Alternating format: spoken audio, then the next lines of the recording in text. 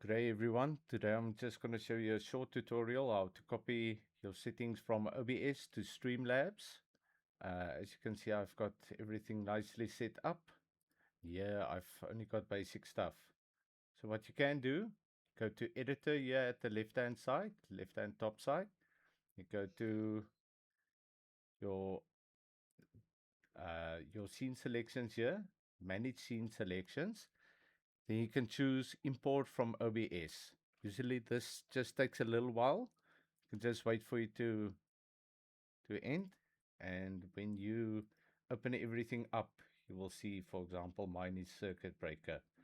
The other way to do it, so it's going to look a little bit untidy at the moment, uh, will be scene collection at the very top from OBS. Then you export everything to your desktop. And from there, you can just go to your manage scene selections and it'll actually show up in your Windows on your very desktop. And you'll just be able to choose it. And once you click it, it installs, and there you go.